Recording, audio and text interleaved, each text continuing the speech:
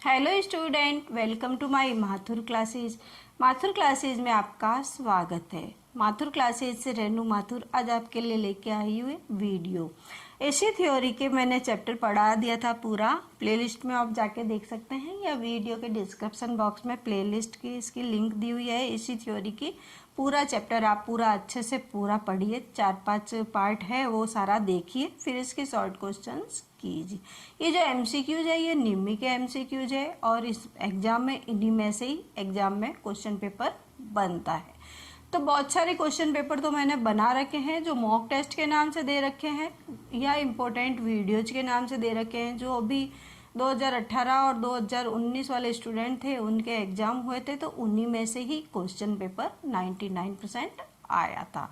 तो अब मुझे आशा ही नहीं है बल्कि पूर्ण विश्वास है कि अब जो 2020 वाले स्टूडेंट है जिन्होंने 2020 में एडमिशन लिया है और जो फर्स्ट ईयर का एग्ज़ाम देंगे उनके भी यही वीडियोज आपके काम आएगी। अब जो वीडियोज में इम्पोर्टेंट क्वेश्चंस की वीडियोज बना रही हूँ, आप पूरी वीडियो को अच्छे से देखिए। एग्जाम में 99% इन्हीं में से ही क्वेश्चन पेपर आता है। तो निम्मी के ही क्वेश्चन है और फ्री ऑफ चार्ज है, इसका कोई पैसा नहीं लग रहा है। तो अपन क्यों न देखें, किस बात की देरी कर रहे हैं। अपन फ्री बैठे हैं, लॉकडाउन है, घर पे हैं, कभी भी किसी भी वक्त किसी भी समय अपन वीडियो को देख सकते हैं, चाहे जितनी इच्छा हो जितनी बार देख सकते हैं। और अपने ज़्यादा से ज़्यादा फ्रेंड्स को भी शेयर करो वीडियो, क्योंकि कोई पैसा तो नहीं लग रहा है आपके कि भाई मैं वीडियो शेयर करूंगा तो मुझे पैसा देना पड़ेगा या मैं वीडियो देखूंगा तो मुझे पैसा देना पड़ेगा। फ्री ऑफ चार्ज आपकी वीडियोज है, आप जब चाहो जिस समय चाहो जितनी बार चाहो उतनी बार इन वीडियो को देख सकते हैं। क्लास में तो अपने पढ़ाई होती है तो एक बार सर ने या मैडम ने पढ़ा दिया, थ्योरी का 2 घंटे का पीरियड होता है, उस समय पढ़ लिया, उसके बाद अपन भूल जाते हैं कि अपन को सर ने क्या पढ़ाया या मैडम ने क्या पढ़ाया। तो आप वीडियो को बार बार देखेंगे तो वो ही लेक्चर्स होते हैं जो क्लास में पढ़ाया जाता है। और अभी तो लॉकडाउन है तो सभी चाहे आप कहीं पे भी हो, सब जगह ऑनलाइन क्लासें ही चल रही है। तो आप ऑनलाइन ज़्यादा से ज़्यादा घर बैठे बेनिफिट उठाइए। देखो ये टाइम आपके हाथ में है। कई तो इस टाइम को बहुत वेस्ट कर रहा है, आलस करके भाई टाइम निकाल रहा है, ठीक है पास हो जाएंगे नक्कल मार के। और कई जने हैं इसका ज़्यादा से ज़्यादा उपयोग कर रहे हैं, भाई अभी टाइम है तो अपन ज़्यादा से ज़्यादा पढ़ाई करें, तो उस हिसाब से आपको ज़्यादा से ज़्यादा बेनिफिट हो। हम लोग भी यही चाहते हैं कि सभी स्टूडेंट घर बैठे हैं तो सबको ज़्यादा से ज़्यादा बेनिफिट हो। तो ज़्यादा से ज़्यादा वीडियो भी बना रहे हैं कि चैप्टर वाइज, कि भाई ये पहले हमने चैप्टर वाइज पूरी वीडियोज़ बना रखी थी, अब अपन इनके एमसीक्यूज भी डाल रहे हैं ताकि वीडियो देख के आराम से सभी को बेनिफिट मिले। पूरी वीडियो को देखना, पूरी वीडियो को देख के लाइक और कमेंट और शेयर ज़रूर करो। फेसबुक पे भी माथुर क्लासेज के नाम से पेज है, आप उसको भी पेज को लाइक और फॉलो करके पेज को ज्वाइन कर सकते हैं ताकि वीडियो अपलोड होते ही नोटिफिकेशन आपके पास आए। इंस्टाग्राम पे भी माथुर क्लासेज के नाम से पेज है, आप उसको भी फॉलो और लाइक कर सकते हैं। और अब आपके जो एसी थ्योरी टॉपिक है जिसके शॉर्ट क्वेश्चंस एमसीक्यूज अपन कर रहे हैं वो आप क्वेश्चंस देखिए। और उसके न्यूमेरिकल्स भी मैंने जब चैप्टर पढ़ाया था तो बहुत सारे न्यूमेरिकल्स भी मैंने कराए हैं। आप पूरी वीडियो को देखो, नहीं समझ में आता है कमेंट बॉक्स में कमेंट करके ज़रूर पूछिए। और ये वीडियोस जब मैंने बनाई थी तो कमेंट बॉक्स में बहुत सारे स्टूडेंट ने कमेंट किया था कि ये क्वेश्चन कैसे आता है, तो एक डाउट सॉल्यूशन की भी एक वीडियो बना रखी है, उसमें उनकी प्रॉब्लम थी उनको सॉल्व करके मैंने वापस बताया है। माथुर क्लासेज ये एक ऐसा चैनल है यूट्यूब पे, वैसे तो इलेक्ट्रिशियन के बहुत सारे चैनल है, बहुत सारे जने स्टडी करा रहे हैं, परंतु माथुर क्लासेज चैनल ऐसा है जिसके अंदर सिलेबस के हिसाब से आपको टॉपिक मिलेगा। और प्ले लिस्ट के अंदर फर्स्ट ईयर और सेकंड ईयर अलग अलग लिखा हुआ है, आपको कोई कंफ्यूज होने की भी ज़रूरत नहीं है कि भाई फर्स्ट ईयर का कौन सा टॉपिक है या सेकंड ईयर का कौन सा टॉपिक है। वीडियो के डिस्क्रिप्शन में व्हाट्सएप की 3 लिंक दी हुई है, एक तो 2018 के एडमिशन वालों की है, एक 2019 के एडमिशन वालों की और 2020 के एडमिशन वालों की है। तो आप जिस क्लास में हो, जिस समय आपने एडमिशन लिया है, उसी ग्रुप को आप ज्वाइन कर सकते हैं। पहला क्वेश्चन है, what is the form factor for sinusoidal AC. देखो इंग्लिश और हिंदी में बहुत सारे कमेंट आए थे कि भाई हिंदी और इंग्लिश में आप बनाइए, तो हिंदी और इंग्लिश दोनों में ही वीडियो बनी हुई है, आप ज़्यादा से ज़्यादा बेनिफिट उठा सकते हैं। पहला क्वेश्चन है what is the form factor के एफ फॉर साइनोसॉइडल एसी। ज्यावक्रिय एसी के लिए फॉर्म फैक्टर क्या होता है। तो फॉर्म फैक्टर क्या होता है कि पहले मैंने आपको बताया था कि भाई पीक फैक्टर क्या होता है, पावर फैक्टर क्या होता है। ये सारी वीडियो मैंने आपको पूरी बनी हुई है, आप उसको अच्छे से देखेंगे तो आपको याद वापस आ जाएगा। तो फॉर्म फैक्टर की वैल्यू होती है 1.11। नेक्स्ट क्वेश्चन आ गया what is the line voltage in 3 phase system if the phase voltage is 240 volt. कि भाई 3 फेज सिस्टम में यदि फेज वोल्टेज 240 वोल्ट हो तो लाइन वोल्टेज कितना होगा। अब अपने थ्री फेज है तो क्या होगा, EL यानी कि लाइन वोल्टेज बराबर √3 फेज वोल्टेज। तो √3 को फेज वोल्ट से 240 से गुणा करेंगे तो 415 वोल्ट आएगा। तो इस अपन ने उत्तर लिख दिया 415 वोल्ट। नेक्स्ट क्वेश्चन आ गया what is the reciprocal of induction in AC parallel circuit. कि भाई AC समानांतर परिपथ में प्रेरकत्व का पारस्परिक क्या होता है। तो इसका होता है रिएक्टेंस यानी प्रतिबाधा, एडमिटेंस, कंडक्टेंस या सस्पेंटेंस। तो क्या होगा, सस्पेंटेंस होगा इसका आंसर। नेक्स्ट क्वेश्चन है which formula is use to calculate form factor. कि भाई फॉर्म फैक्टर का सूत्र क्या होता है। तो ये सब तरह के फैक्टर होते हैं। फॉर्म फैक्टर का फॉर्मूला क्या होता है, पीक फैक्टर का फॉर्मूला क्या होता है। तो ये फॉर्मूला अपन को क्या है, याद रखने पड़ेंगे कि भाई कौन सा फॉर्मूला कहाँ पे काम आता है, किसकी क्या वैल्यू होती है। तो सबसे पहले मैं आपको बता देती हूँ कि जो RMS वैल्यू होती है वो RMS वैल्यू कितनी होती है 0.707 E मैक्स। फिर आती है औसत वैल्यू मतलब एवरेज वैल्यू 0.637 E मैक्स। फिर आती है पीक फैक्टर या क्रेस्ट फैक्टर जिसको कहते हैं शिखर मान बटा प्रभावी मान, इसकी वैल्यू होती है 1.414। फिर आती है फॉर्म फैक्टर का फॉर्मूला होता है प्रभावी मान बटा औसत मान, इसकी वैल्यू होती है 1.11। तो अब अपने पास क्वेश्चन आ गया फॉर्म फैक्टर का सूत्र क्या है, effective value upon average value. Next question आ गया which formula is use to calculate the impedance Z of a RLC series circuit. RLC श्रेणी श्रृंखला में प्रतिबाधा Z की गणना करने के लिए फॉर्मूला क्या होता है। तो Z बराबर √R² XL - XC का होल स्क्वायर। नेक्स्ट क्वेश्चन है what is the phase displacement between phase in 3 phase. देखो एक तो होता है सिंगल फेज और एक होता है 3 फेज। सिंगल फेज में वोल्टेज कितनी आती है 240 वोल्ट और 3 फेज में आती है 440 वोल्ट। अब आपसे कोई पूछ ले भाई सिंगल फेज में 240 वोल्ट आ रही है, 3 फेज में 440 आ रही है, तो 660 क्यों नहीं आती।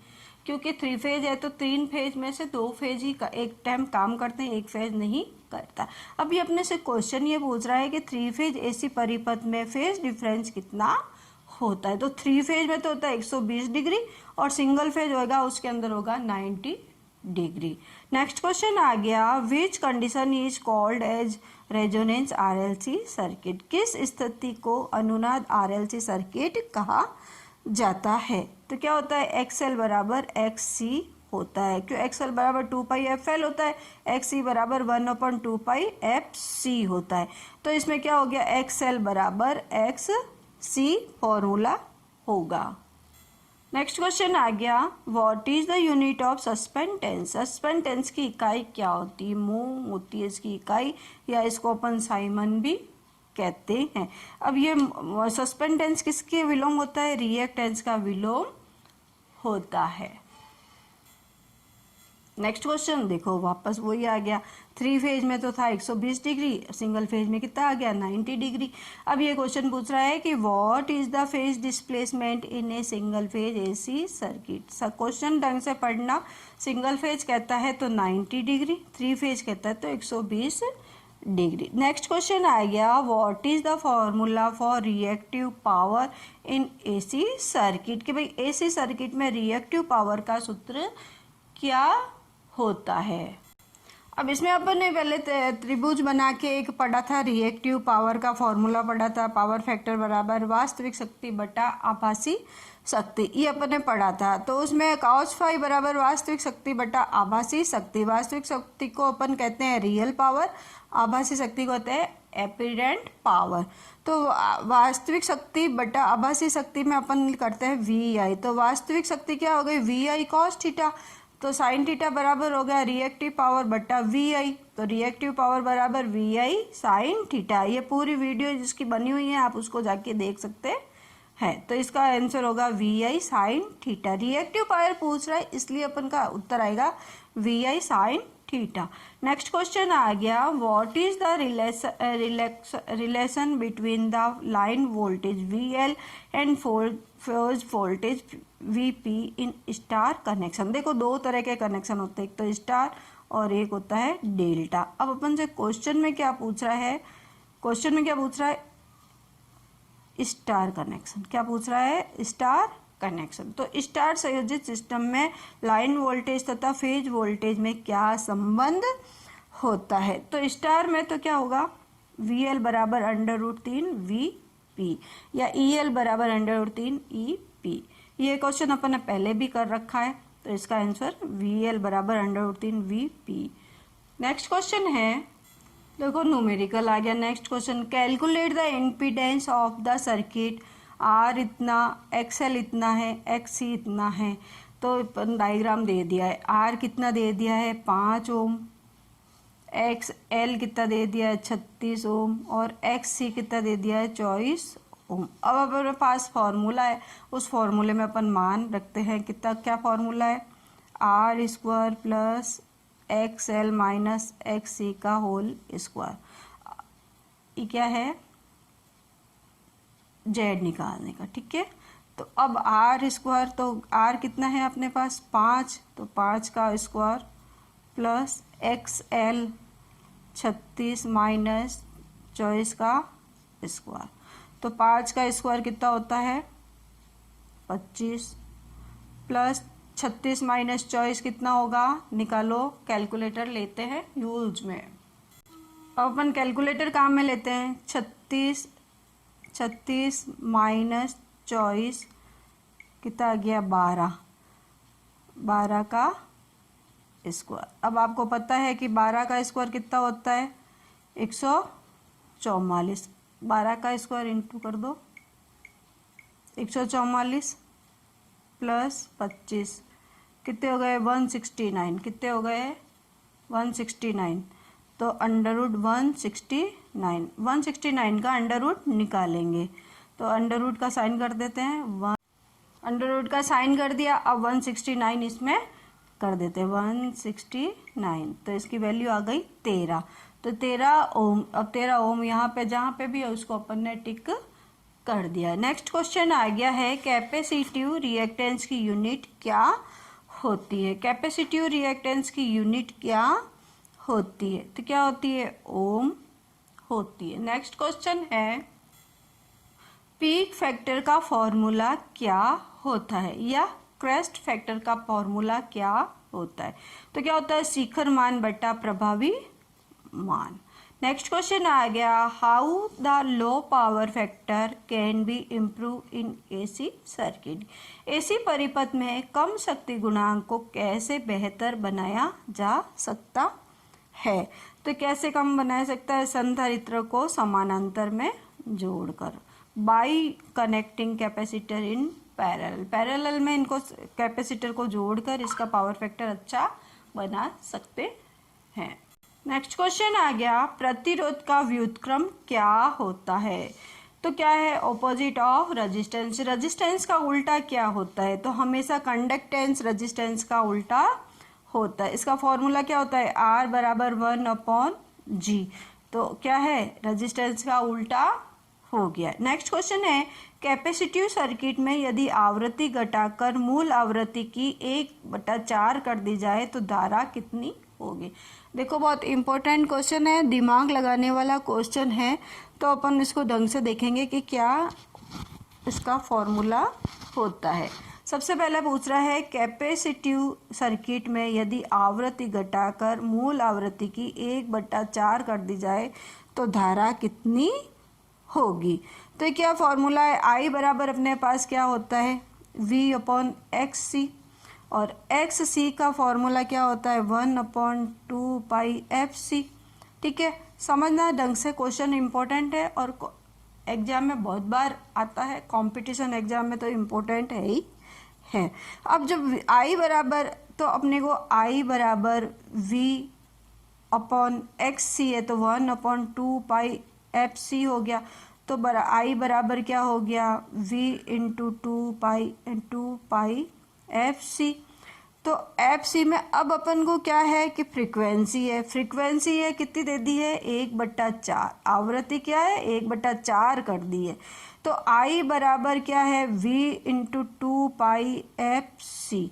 तो अगर फ्रीक्वेंसी 1/4 करी है तो धारा भी क्या होगी 1/4 ही होएगी, क्योंकि धारा बढ़ेगी तो फ्रीक्वेंसी करंट भी बढ़ेगा, वोल्टेज भी बढ़ेगा, सब बराबर है। तो फ्रीक्वेंसी अगर 1/4 कर दी है, घटा दी है, तो धारा भी क्या होगी 1/4 ही होगी। तो 1/4 ही होगी। ज़्यादातर लड़के क्या इसका उत्तर कर देते 4 गुनी बढ़ जाएगी, नहीं 1/4 आवृत्ति कर रहा है तो धारा भी क्या होगी 1/4 ही होएगी। नेक्स्ट क्वेश्चन आ गया, which electrical term is defined as the total opposition to current in AC parallel circuit. कि भाई AC समानांतर परिपथ में धारा के कुल विरोध के रूप में किस विद्युत शक्ति शब्द को परिभाषित किया जाता है। तो किसको परिभाषित किया जाता है एडमिटेंस को। किसको करते हैं एडमिटेंस को।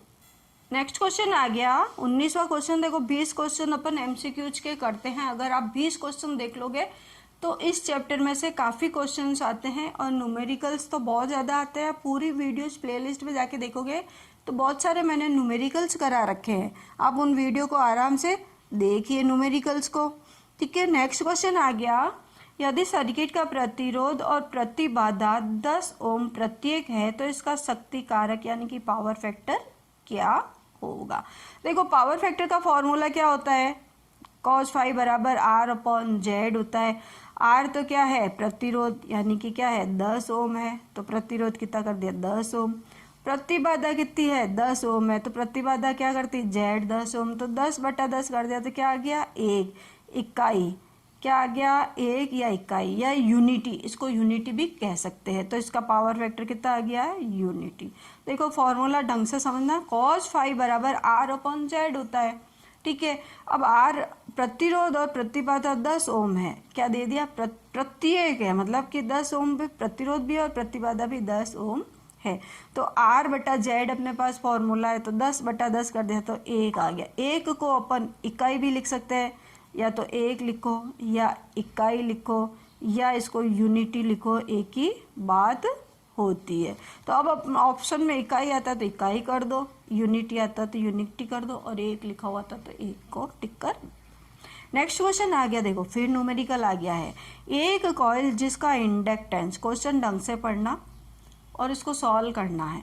एक कॉइल जिसका इंडक्टेंस 0.1 हेनरी, प्रतिरोध 5 ओम है का इम्पीडेंस ज्ञात करो, जबकि 230 वोल्ट 50 हर्ट्ज सप्लाई से जुड़ी हुई है। तो सबसे पहले तो अपन जो क्वेश्चन में दिया है इसको अपन पहले लिख लेते हैं। देखो मैं आपको दे रही हूँ हिंट, आप इसको सॉल्व करके उत्तर बताएंगे कि इसका आंसर क्या आएगा। 4 ऑप्शन देती हूँ, आपको सॉल्व करना है और आपको उत्तर बताना है। ऑप्शन देती हूँ मैं आपको। ए ऑप्शन तो आपको दे देते हैं 31.8 ओम, बी ऑप्शन देते हैं 35 ओम, सी ऑप्शन देते हैं 31.8 एम्पियर, या डी दे देते हैं कितना देंगे 72.8 ओम। अब ये 4 ऑप्शन दे दिए हैं, आपको सॉल्व करना है। देखो मैंने आपको हिंट दे दिया है, एल आपको दे दिया 0.1 हेनरी, 1 हेनरी दिया हुआ है, आर दे दिया 5 ओम, इम्पीडेंस ज्ञात करना है यानी कि जेड अपन को निकालना है। ठीक है, जेड अपन को निकालना है, और 230 वोल्ट सप्लाई दे दी। फॉर्मूला आपको दे दिया 2πfl। अब आपके पास R तो ये दिया हुआ है, XL निकालना है तो 2πfl से अपन 2πfl से अपन फॉर्मूले से मान निकालेंगे XL का। किसका निकालेंगे? XL का। तो XL 2 into 3.14 into 50 into L कितना दे दिया आपके पास? 0.1 हेनरी। अब इसको सॉल्व करो और इसके अंदर मान रखो और इसका जो आंसर आता है कमेंट बॉक्स में इसका कमेंट करके आप इसका उत्तर ज़रूर बताएं। नेक्स्ट क्वेश्चन, अपने 20 क्वेश्चन अपन ने कर लिए हैं। आज आपको इसका जो वीडियो अपलोड होती है, तो वीडियो अपलोड होती है, आप पूरी वीडियो देखो। 20वें क्वेश्चन का उत्तर कमेंट बॉक्स में आपको कमेंट करके बताना है कि ये 4 ऑप्शन दिए हैं, इनमें से कौन सा सही होगा। साथ में यूनिट ज़रूर लिखना। जेड अपन इम्पीडेंस ज्ञात कर रहे हैं तो इम्पीडेंस की यूनिट ओम में होती है, तो आप इसकी यूनिट ज़रूर साथ लिखना है। इसका आंसर क्या आता है वो पूरा ज़रूर आप कमेंट बॉक्स में कमेंट करके ज़रूर इसका आंसर बताएं। पूरी वीडियो को अच्छे से देखें, लाइक शेयर और कमेंट जरूर करें और ज़्यादा से ज़्यादा लड़कों को शेयर भी करें। अपने पास के स्टूडेंट है या क्लास के स्टूडेंट है या आप राजस्थान से बाहर के भी हो, तो आपको हिंदी समझ में नहीं आ रही तो इंग्लिश में भी क्वेश्चंस दे रखे हैं, आप उनको आराम से सॉल्व कीजिए और ज़्यादा से ज़्यादा बेनिफिट उठाइए।